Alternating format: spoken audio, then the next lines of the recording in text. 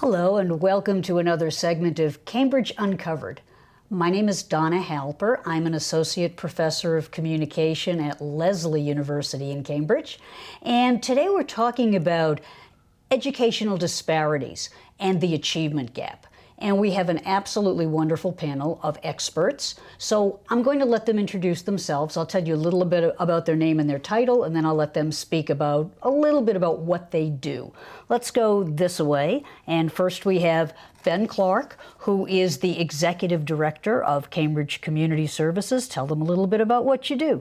Absolutely. Well, Cambridge Community Services is a Cambridge-based nonprofit that's been serving the community for 77 years, and for the last 23 has been focused on working with the immigrant student population at our local high school here, Cambridge Ridge and Latin High School.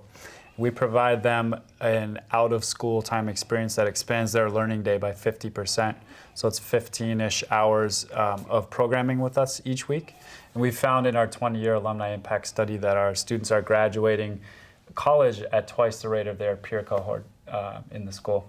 I'll explain more about the program in just a minute. Absolutely. Thank you. Then we have Fran Cronin, who is a member of the Cambridge School Committee. Fran, tell us a little bit more about what you do. Thank you, Donna. I am a first-time member of the Cambridge School Committee, and we have a 6,700-strong diverse population of students here in Cambridge, servicing pre-K through a comprehensive high school, and in some instances we do educate kids through the age of 22. And one of our tasks is very germane to our topic tonight, because we are an urban district, and like many other urban districts around the country, we do have the challenge of underperforming students and trying to reconcile the achievement gap. So thank you. Thank you very much. And speaking of urban districts, the next door urban district is Boston, and we have Pamela Civins, who is the Executive Director of Boston Partners in Education. Tell them a little bit about what you do. Thanks, Donna. I will.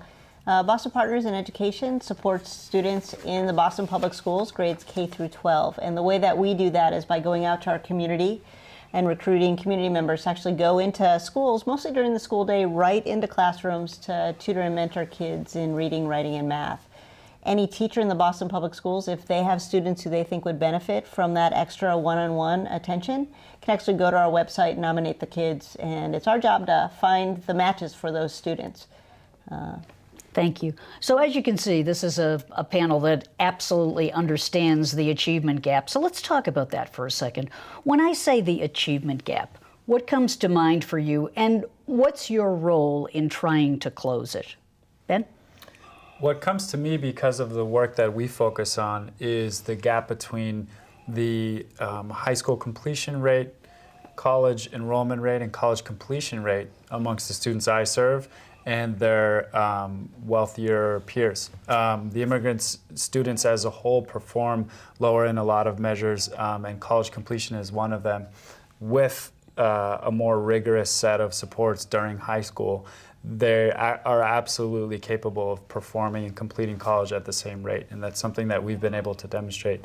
Of course, that is just one subset of the group in this country that is not being provided the resources they need to achieve at the same level as other students. It's been proven over and over again that all students are capable on the whole of achieving at the same level.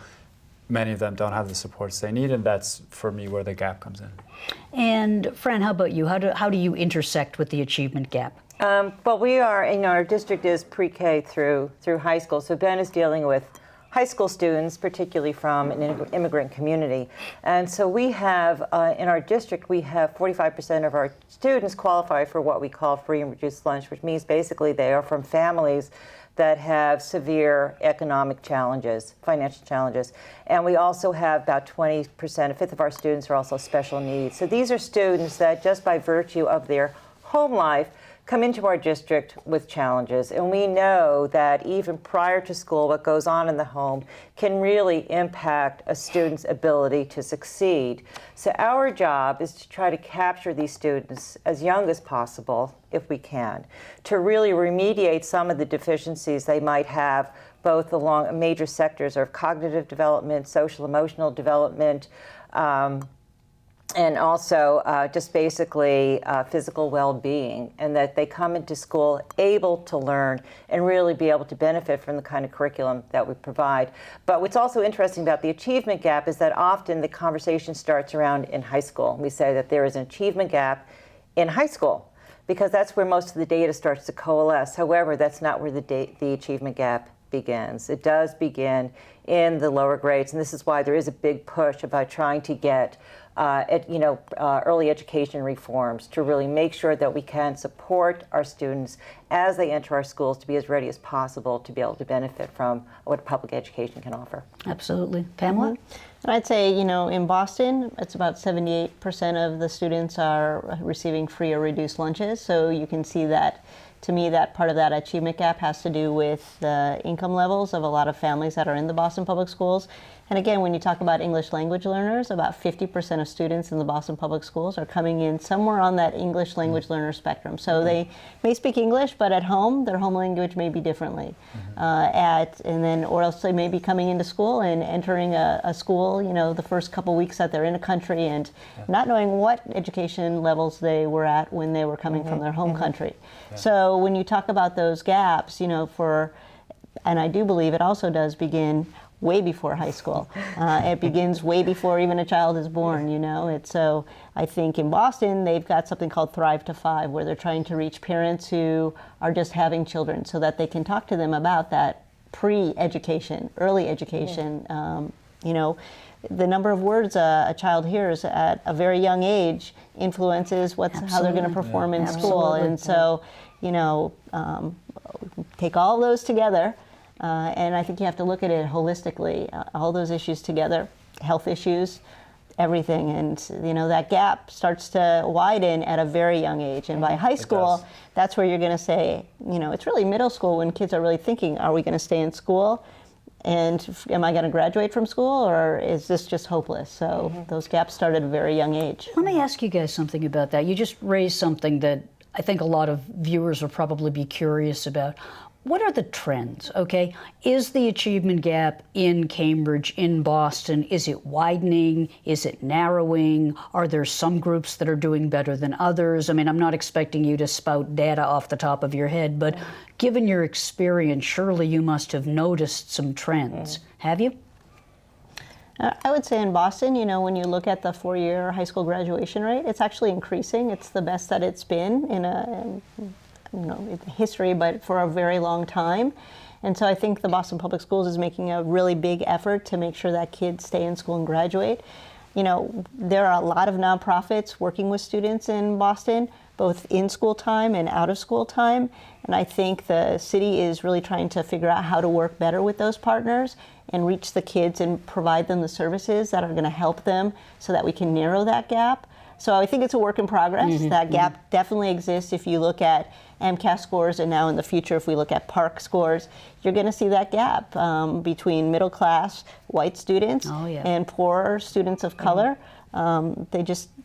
There's a gap in terms of their achievement on tests, with their grades overall. What about in Cambridge? Are you noticing similar trends, or do you have different and particular problems? The thing that I'll echo, fortunately, it's a good news story, really, from the data that I'm familiar with. We sat down recently with some folks from the Department of Early and Secondary Education in Massachusetts who look at their data almost every day and looked at, not just for Cambridge, but in surrounding cities as well, high school completion, 6-year college completion, college enrollment, and 6-year college completion rates, and found that the good news is that we're improving and in a decent, heading in the right direction, and clearly achieving higher than some other parts of the country and getting kids through high school. That's great. Getting them into college, which is great. And clearly the next big challenge, and it's a national conversation, is how do we get that same gap to start to narrow in college completion. And I think a lot of it starts when they're born and when they're in kindergarten and at all of these points along the way. But I think the achievement gap, you could say, might be shrinking at high schools that are starting to do better and have strong nonprofit communities surrounding them, and maybe growing or certainly not shrinking at the college completion level. And I think that in Cambridge, one of our challenges is not high school completion, but it is actually changing the margin of proficiency between our lower income kids, our minorities, our English language learners, students with disabilities, and from kids who have had the benefit of more financial resources at home and better educated families. And so what we're seeing is that our data is demonstrating that everyone is doing better, but the gap persists in terms of the kids who, let's say, come from non-low income families and kids who come from low income families, that everyone is doing better, but the differential between those two groups is persistent. And like you, we also are we have an early childhood task force that is going to really address some of those early needs of students, and we're trying to put them into a cohort of 0 to 8. And we do have pilots in Cambridge. We do have Baby U, which is Baby University, which is again is a child mom type of parenting program, teaching parents how to read to their students, inviting families into the school to learn about math, to learn about what the students are studying, to help them understand how to read, how to do their homework, and start to build that kind of relationship with their student and with the school. So you're noticing that some things are improving, but some things are what, staying the same? I would hate to think that things are getting worse, but would you say that some things are just kind of a little bit more of a challenge than others? And if so, what's being done about the more challenging aspects? I mean, for us, I would say that one thing that you address is the middle school, which is a very pivotal time. And I was at a national conference, and that seemed to be echoed throughout various other large urban districts, that the middle schools are a tricky time. It is a decisive time when students start to self-identify with their ability to succeed, you know, their ability to really persevere and apply themselves.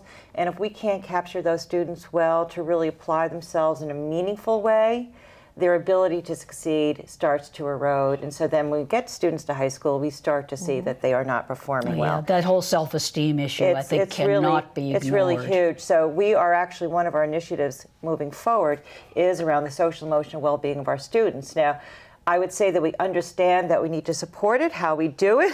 You know, that remains the challenge about what is really the best way, what are the best strategies to really address the areas of need. And I would say that we haven't perfected that yet, but I would say that there's a lot more intent, a lot more conversation about really realizing the full panoply of services that students need to really buoy them enough to really retain the resilience and persistence to succeed. Before we came in here, when we were just standing outside waiting to start the program, we were talking a little bit about getting parents involved, and I think that's something that you all have experience with. Have you found that by and large parents buy into the idea that they should work in partnership with you, or do you have to be more persuasive, or, you know, like, how are you motivating parents to buy in? Yeah.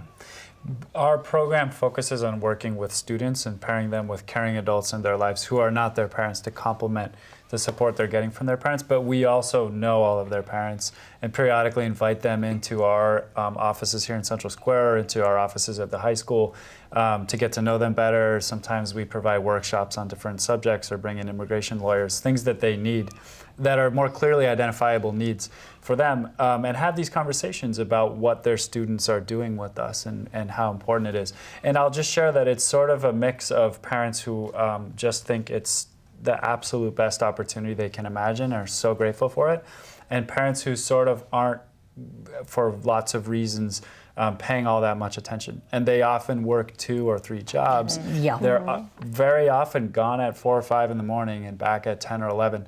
And some of our students don't see their parents during the week and live with an aunt or uncle. So the parental involvement and support is highly affected by the fact that their work life is so intense. Or English isn't spoken in the home. Another big barrier is that many of them don't have strong English skills. Yeah, and the way that we're really trying to engage parents is by inviting them and encouraging them to actually volunteer at their child's school, at any school really, and be matched up with a student other than their own to tutor and mentor them, because we really believe that, and we've talked with parents who have done that, that they understand what's happening better in the school, more in the school, and they can actually support their own child better at home because of that. I do think an issue is English language skills. I think some parents, they're still learning English themselves, so they may not feel comfortable doing that. I think the other challenge is time, because a lot of parents are working more than one job, and so I think that in Boston they've been doing something called Parent University for the last several years, which is really inviting parents in and getting a range of workshops, whether it's financial management, time management. It could be, how do you do this new math that they're learning that we don't know how to do? So it's a range of opportunities for parents, and they've really worked very hard to recruit parents in. And we always, Boston Partners in Education, I always have a table there where they have all the vendors there, encouraging parents to sign up and volunteer. So we're still working with, that's a work in progress for our organization, because our volunteers from the community are going into school during the school day. We tried to collect permission slips for a couple of our programs. It's hard, though, to really engage those parents, other than hopefully us sending an email out, just sharing with them how our program is going in the schools that we're in. Fran, have you found that the school committee is able to engage in partnerships with perhaps some of the local colleges or maybe even other high schools? What do you do to get people to go into the schools and provide some of the support that's needed? We do have partnerships with our local, we're really blessed here in Cambridge. We have a lot of really fantastic resources, very high caliber. So Lesley is a partner with us. We have resident teacher programs. We have partnerships with Harvard. We have partnerships with MIT. So we definitely try to leverage the resources around us. And we also have, to go back to the community engagement piece, we have what we call community engagement ambassadors in our city, because, reaching families for cultural reasons, language reasons, job reasons, it's really tough to access them, to get them into the schools. So we try to go out into the community, and we do calls, we do host visits, we do a lot of different outreach to try and bring those families in, because it's so important for them to come in, to feel more comfortable, to ask questions. And for families, a lot of them culturally, that has not been their home family's culture, for parents to really engage with teachers or the schools, and we want them to know that they have the permission to do that. And the more they're engaged, obviously, the more they're able to help support their students. So it's a critical piece. What do you think about the role of extracurricular activities? I understand that right now we're in a time and a space where it's become kind of politicized about get those test scores up, get those test scores up, almost to the elimination of some of the fun activities, which I always saw when I was a school volunteer. I always saw those as being very useful in engaging students in language, collaborative practices, and also just fun. And I'm very curious about, are there enough extracurricular activities, and what role do they play in dealing with this achievement gap? Well, the high school, Ben can talk, it's unbelievable what's in the high school. We really have a full panoply of performing arts, sports. We have 40 sports teams. We have so many clubs. Student can start clubs. We have performing arts. We have a debate team. So there's just a lot that's going on. But the challenges and the balance is helping students balance their lives, especially when you get to the high school. A lot of students have to work.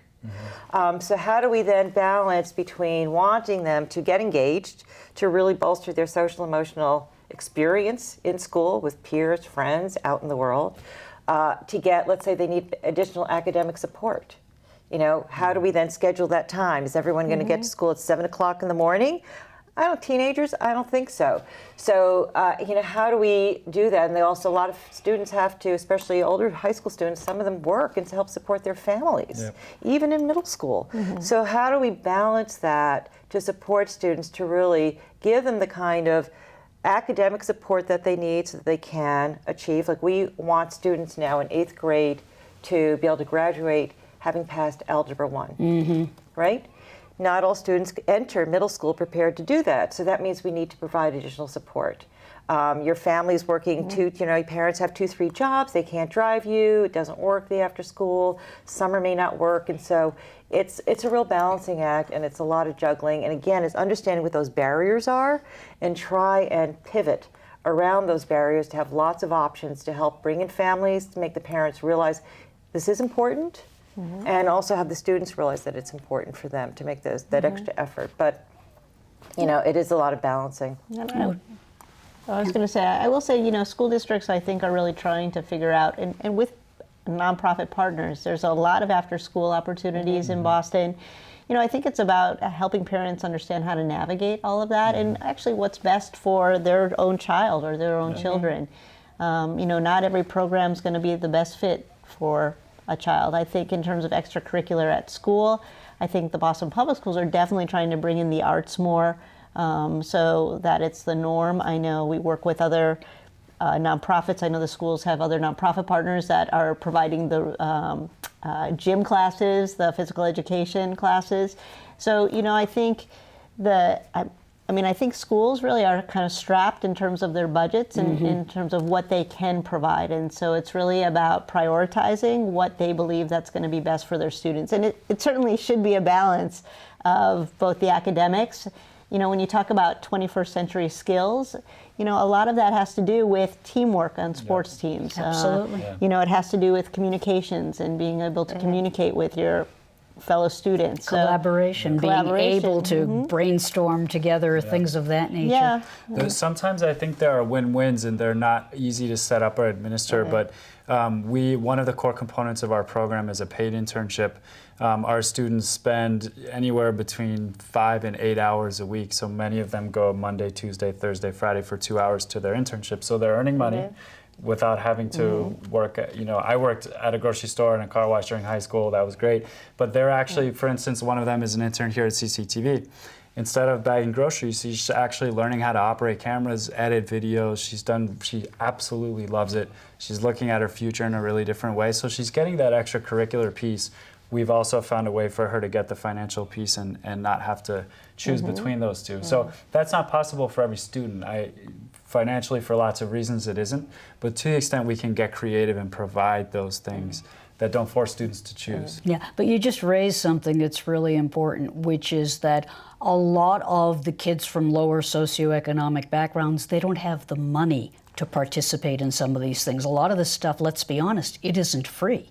So is there a way that kids can get equal access when in fact this is almost part of the achievement gap? It's kind of, yes, I would love for my kid to do X, but it's going to cost Y dollars and we just don't have it, so he or she can't participate. How do you address that? Well, I think of something you alluded to earlier, Donna, about partnerships. How do we really leverage the resources that are in our city? So this year we have started, which Ben is participating in as well, is a new, it's a coordinated effort between the city side and the schools to come up with a STEAM out of school time partnership, because we feel like we have a lot of opportunity with the tech sector here in Cambridge. And how do we leverage that to work with our students, create opportunity to have more pathways for students, especially students not, four-year college is not for everyone. And certainly a lot of students, when they graduate, they may not have the resources, they may not have the maturity. So how can we help launch them the pathway of success that will benefit them? So these kinds of partnerships help us draw on the resources that are in our town and try to match our students with the opportunities that exist. And that's just one great example. But we have also something called the Possible Project, which is an entrepreneurial program where they try and work with students. They can set up their own business. They can make some money. They learn business skills. They learn how to do collaboration, teamwork, do business plan. So we have some very energized, qualitative programs that really do a lot of that extra benefit to students who may not have the resources to go out and get them other places. Let me ask you something that kind of was alluded to earlier, but I want to hone in on it a little bit. While we all agree that some things are getting better, and I certainly don't want to seem negative, it is a fact that there are kids dropping out, and in many cases, poverty plays a role. In many cases, lack of access plays a role. Have you developed any strategies for addressing those kids who are, it's pretty obvious, on the verge, they could drop out even though you kind of wish they wouldn't? Are there any programs for kids that are in that situation where you try to reach them and get them to stay? Well, I'd say probably what Ben is doing, that is one of those programs. I mean, I think... So tell us some more about that, Ben, because I think that's really important. Yeah, it is. So the statistically, and the numbers are small enough that there could be a margin of error, but the highest, or the lowest performing, I guess, high school completion subgroup is the English language learners, for obvious reasons. Their barriers are much bigger, and sometimes they just decide to get to work instead of completing high school. Sometimes they'll come here perhaps as a 20-year-old and be put in as a freshman because of the way that they test. And then the next year they're made a senior because of laws, actually, things that the schools can't avoid, and they're sort of like, good luck. So there are reasons why some of these students make a choice to drop out of high school. With the type of support we're providing, there is an actual chance for them to start running at twice the speed that they would otherwise be able to, complete high school at a higher level than they would otherwise have, and see at the end of the sort of high school tunnel a chance to get into college. And by the time they're getting into college, they're also in a different place and actually have a chance to succeed in college. And so I think it's a matter of, so we typically won't go out during the course of a year and find someone who's just about to drop out of high school and bring them into the program. But many of the students we bring in the fall, without this type of support, we've seen their peers, their brothers, their sisters not complete high school. Let me ask you something. I'll get back. I don't mean to interrupt. I just want to. I'm horrible. I'm just a terrible person. But you're saying something that really resonates. We get a lot of students that have, for example, learning disabilities, and they come from countries where those things were never identified. And I'm just curious about, like, in terms of keeping people from dropping out, are you also addressing identifying learning disabilities? Yeah, I'll say that we're not, so one of the things that we do, because we provide, each of our students gets one-on-one academic tutoring, one-on-one mentoring from a different adult, and it's of a different nature than the academic support, a paid internship, a 2-hour leadership seminar every week, and community service activities. We're with them every day. We know their parents, their mentor, their tutor, their worksite supervisor, their friends, their guidance counselor. So you're really able to hone in and identify these things. We can connect the dots. So we do case management with all of them. And actually can spot things and know how to respond to them. But I will say that we don't have on staff somebody who's been trained to identify and take the next steps on a formal learning disability. When we recognize that a student of ours has one, or may have one, actually I should say, we make certain that we're directing them to the resources that are at the schools and in the community to perhaps diagnose that, and in some cases there's a learning plan is created at the school to help set a achievable course for them. Fran, I interrupted you, and I'm so sorry. And I think that Pamela also needs to really jump in on this, because our experiences between Cambridge and Boston are quite different. Yeah. Yes. So we don't really have a dropout rate per se, but we do have a program where we're losing some students. We have something called the High School Extension Program. We graduate about 37 kids from that program each year, and that's more non-traditional, extra support, smaller class size, more individualized attention to help the kids who perhaps were on the cusp of failing, they weren't going to make it through school, and we can kind of capture them and keep them in. But I think the bigger challenge that we experience is we do graduate kids who then decide they want to go to a 2-year school, and they don't make it. And so then we have the dropout, like sort of delayed dropout effect. So we have kids who, because of finances that they didn't anticipate, perhaps they needed to take too many remedial classes because their skills, even though they passed the 10th grade MCAS, they really didn't have the skills to really succeed in a community college. Students can't afford the 4 years after they enter school. They realize that their finances aren't really there. So we now have in our high school financial aid counselors to better counsel the students to really understand what is my financial burden, what can my family really handle, what kind of scholarships, what kind of financial aid. So we're trying to get all the kids to do their FAFSA applications. That's a big deal for us. We had over almost 250 kids who did it this year, which is really great. So that's another barrier in terms of what happens when we drop out. So in terms of completing high school, our high school completion rate is quite good. But post is where things, I think, you start to see other kinds of trends. Yeah, and I'd say in Boston, again, the high school completion rate in 4 years, I think, is at 68% right now. 5 years, 6 years, there's more. I know that the Boston Public Schools have alternative high schools too for folks. I can think of Boston Day and Evening Academy, where my organization has put academic mentors in to support students at times. You know, there's just more flexibility around the school day for those students. A lot of those students are coming from, they're homeless, some of them, they have to work, they have children. I mean, there's so many challenges for a lot of our kids to be able to graduate on time and then choose whatever is next. I mean, my goal and our goal of Boston Partners in Education is I want kids to stay in school and graduate, whether it's 4 years, 5 years, 6 years, however long it takes. Because I think once they do that, the choices that they're going to have in their lives and the choices that they're going to be able to make are going to be more informed.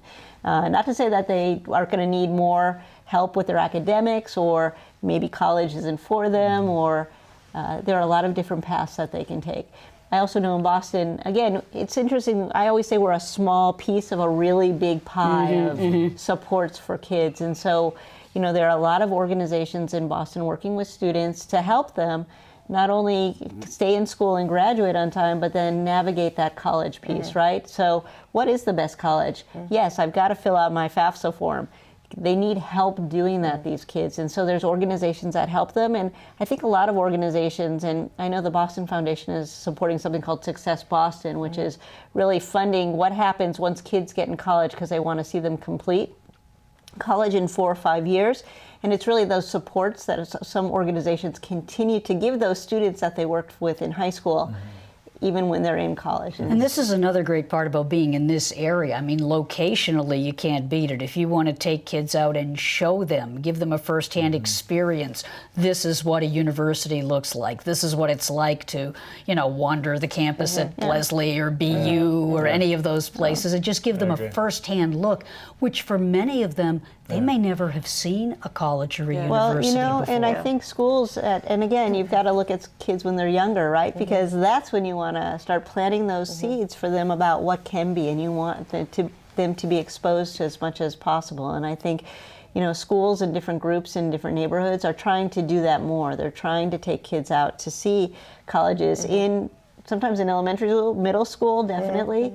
I think that exposure is key. And, you know, sometimes kids, they live in Roxbury, but, you know, they don't get to see a lot of these college campuses that are just on the street for so many reasons. Particularly with students who are running right to their job, and, you know, they're going to high school, but they're also working 2 jobs, and et cetera. And also, let's say if your family doesn't have that experience of college, or doesn't have experience of working in certain industries that you might need a college degree or different kinds of trained skills, then you may never imagine yourself entering those campuses or entering that kind of job sphere.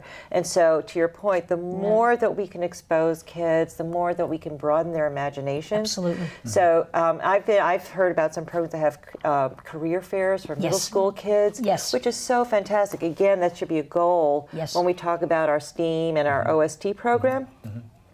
How do we expose our students to what's available so they can start to think about it, really expand their imagination about what is possible and see themselves in the picture. In the role. I'm a big sister. And I remember taking my little sister last year to Lesley and taking her in to meet the dean, who was a wonderful woman. And she goes into the dean's office, and she's just like looking around this, which to her, like, huge office. The office is probably bigger than, you know, and she has a nice office. And the kid, God bless her, she's 9. Now, what impression does this make for her? It's like, well, I could be here. And then she's watching some of the other students.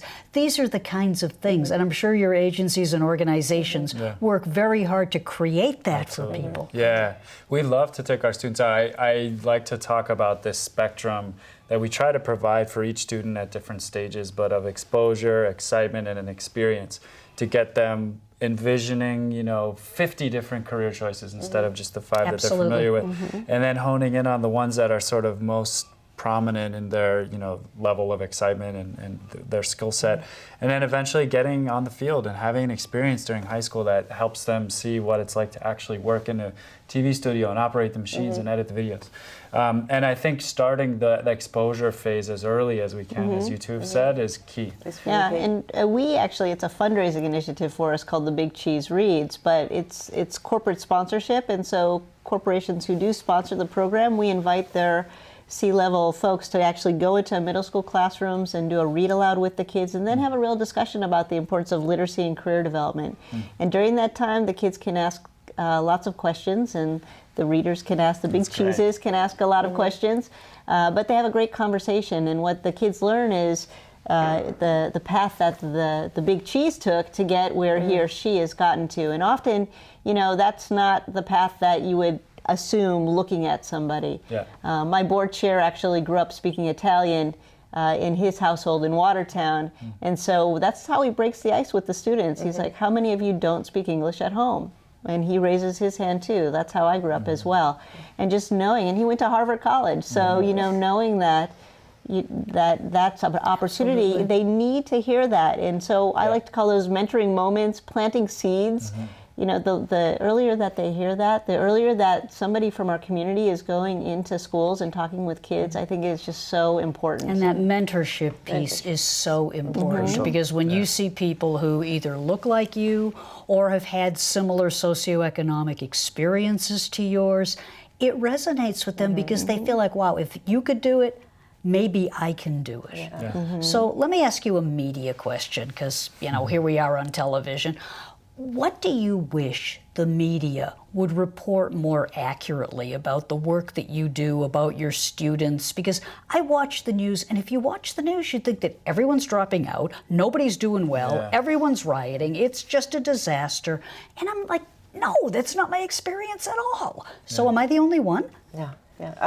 I think celebrating successes is really the name of the game. So at our school committees, we do try to have the practice of recognizing students who win awards, teachers who win awards, and just really to really highlight those pockets of really wonderful achievements. And each of our schools also have celebrations. They may not always make it onto the the 5 o'clock news or the 11 o'clock news, but they have celebrations for reading, for finishing certain units of study, and the students really get to share the work that they've done, so they really get recognized for their accomplishments. And I think the more that we can celebrate student achievement, invite our families in to realize this is a big deal. We recognize the effort and the work, we applaud it. The more students will feel encouraged to do it, and the more value the families we put on it. But I think just really celebrating that work, and talking about someone having passed their third grade reading, isn't a sexy story. It's not. That's not what's going to make the news. But that is what's exciting to us, and what's exciting and meaningful to the students. But it can be a sexy story if it's like the first person in the family to learn English, or the first person in the family to even get to the third grade, because in some war-torn countries, the public schools have completely broken down. There is no education. Well, I will say with social media, though, it's put on, I think, for me, and even for the Boston Public Schools, you want to share those stories that are the great stories, right? You want to profile this great sort of mentor-mentee relationship, this academic mentor helping a student achieve, a parent coming to school to say thank you to a mentor for what he or she's been helping their child with in school. And so I think part of that media piece is actually put on us now. I mean, it's just too good for a news outlet not to report. They're going to report the problems because that's what we do. That's what people want to see.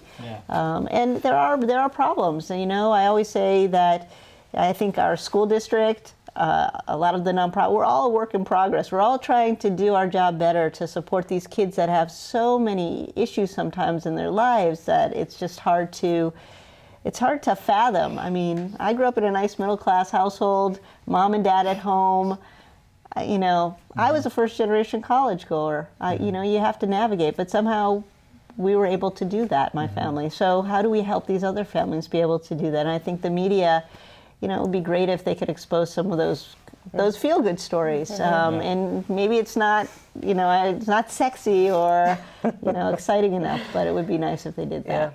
Agree with both of those, and would add that I kind of wish there were, I've read reports like this, so they exist, but there were more reports of students who have overcome these things and are either in or have completed college. And then reverse engineering their, like tracing back 5 and 10 years and actually going and being in their home for a few minutes and meeting their parents and understanding all of the things that were in their way and how the support system around them, or just through their pure perseverance, but more likely mentors and other folks in their life, allow them to overcome those things in a very detailed way, because I think our eyes gloss over when we say, oh, poverty and these big problems. And until you're actually there, like in the neighborhood, in the home, and actually hearing the challenges of one individual, you're too unfamiliar with it. It's too big to really feel like I must act. But when you know those things, Absolutely. most people act. We have time for one more question. And I would be remiss if we didn't talk about the role of teachers in all of this. I mean, we've talked about the parents, we've talked about the problems that the students face. What about the teachers? Do you feel like teachers are getting enough specialized training to address some of these issues? Do you feel the teachers are getting the support that they need? Do you provide teachers with some of the support they need? Yes. Well, thank you. We're done here. You know, education has changed.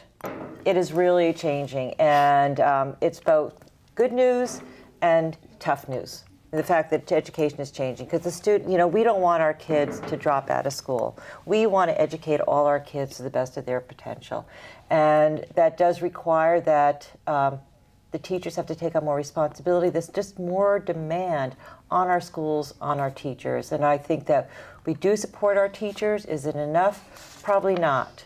Are we working on it? Yes, we are, as you said, a work in progress, and I think the more that we learn how to live with this new atmosphere and expectation within education, I think the better we'll get at it. But we're still in a formative stage of really learning how to, corral resources, to bring them into our schools, to really support our students and the families of our very complex communities. And teachers are everything. You know, that relationship, it's all about relationships, and I think our teachers are key.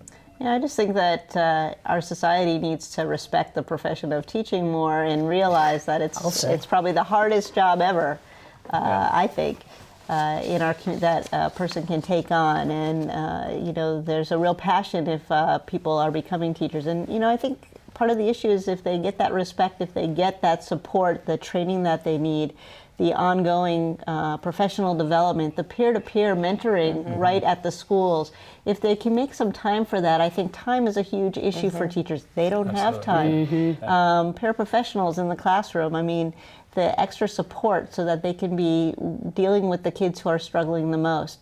The supports that help kids who are struggling with things outside of the classroom, if they're struggling with things outside of the classroom, and how can they focus on learning when they're inside of the classroom. So I think there's so much more that we can all do to support teachers. I think they have to stay in the profession for more than 2 or 3 years. It's got to be a longer term kind of thing, and I think it's a work in progress, basically. I'll quickly add, my parents are both teachers, and I worked for years in an organization that aims to improve training and support for teachers, and do know that the teachers that serve the students we work with are up against amazingly high bar, like big challenges that when my parents were teaching probably weren't as big. And in large part, it's when you have a density of newly arrived immigrants and folks who've grown up in poverty, they're at a much lower level in their ability to perform the academic work in high school than students probably were 30 or 40 years ago. And if we don't increase the support and the training and all of the things that teachers need at the same rate, we can't hope that they're able to do it. Then that achievement gap is going to keep growing. Well, I cannot thank you guys enough. You folks are just wonderful. I could talk about this forever. I'll bet you could too. But thank you so much for being with us. You've just been watching another segment of Cambridge Uncovered.